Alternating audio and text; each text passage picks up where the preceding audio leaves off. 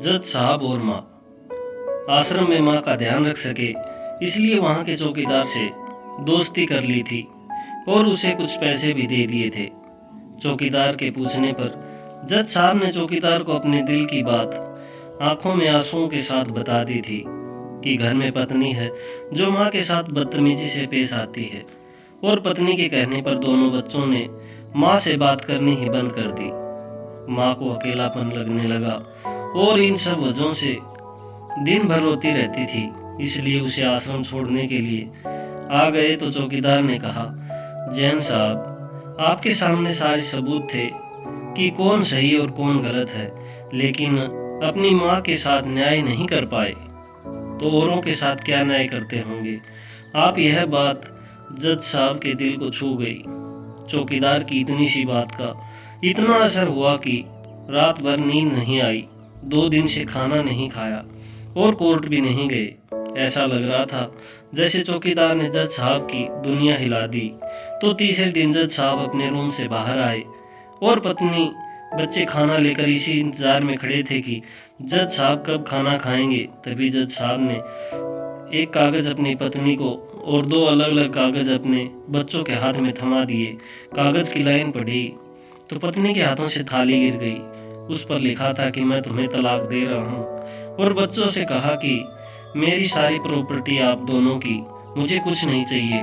बच्चों ने जबरदस्ती कुर्सी पर बिठाया, हाथ जोड़कर पैरों में गिरकर इन सब का कारण पूछा तो आंखों में आंसू के सैलाब के साथ जज साहब बोले कि मेरी 65 वर्ष की माँ को आश्रम छोड़कर अनजान लोगों के भरोसे छोड़कर आया हूँ और आप सब कारण पूछ रहे हो। हम लोगों को शर्म नहीं आती। रोज मेरे कोर्ट से आने के बाद माँ रोती थी कि बेटा प्लीज मुझे आश्रम में शिफ्ट कर दो। आप में से किसी ने भी माँ से सीधे मुंह बात नहीं की और यह भी भूल गए हो आज पूरा शहर सलाम करता है उसी जज को बनाने में उसका कितना बड़ा रोल है। कभी दूसरों के घरों में काम करने जाती तब भी मुझे अकेली ना छोड़ देती।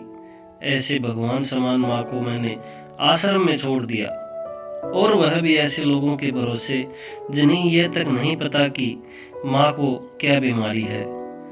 खुद को कोसते हुए जज साहब कहते हैं कि दूसरों पर फैसले सुनाने वाला आज मैं खुद हार गया। मैं सच नहीं बल्कि गुनहगार हूँ, पर मैंने जो गुनाह किया शायद कानून तो माफ कर देगा, लेकिन ईश्वर की कोर्ट में वह कभी माफ नहीं होगा। यह कहते हुए जज साहब बोले कि अब मैं अपने पापों का प्रायश्चित करने जा रहा हूँ।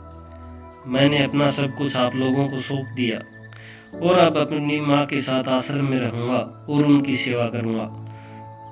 पत्नी से जज साहब ने कहा कि याद रखना, आज तुमने इस बापू आश्रम भिजवाया, तुम भी एक माँ हो, कल तुम भी कोई आश्रम भेजोगी, तब तुम्हें मेरी इन शब्दों का अर्थ सही मायने में समझ आएगा। यह बोलकर साहब आश्रम के लिए चल दिए। आधी रात को चौकीदार भी जज साहब को देखकर चौंक गया। आश्रम के अंदर दाखिल हुए तो देखा माँ सो रही थी। करीब जाकर देखा तो पूरे परिवार की तस्वीर से लिपटकर रोते हुए एक माँ सो गई थी। आश्रम का प्रशासन भी जाग गया, जो कि पीछे पीछे पत्नी और बच्चे भी आ गए। उन्हें यह एहसास हो गया था कि उन्होंने क्या पाप किया है। तभी आश्रम की एक कर्मचारी बोली, हम इन्हें आपको नहीं सौंप सकते, क्या पता कल आप इन्हें मार दो। तो ये सुनते ही जज साहब की पत्नी को दिल में बहुत दर्द हुआ।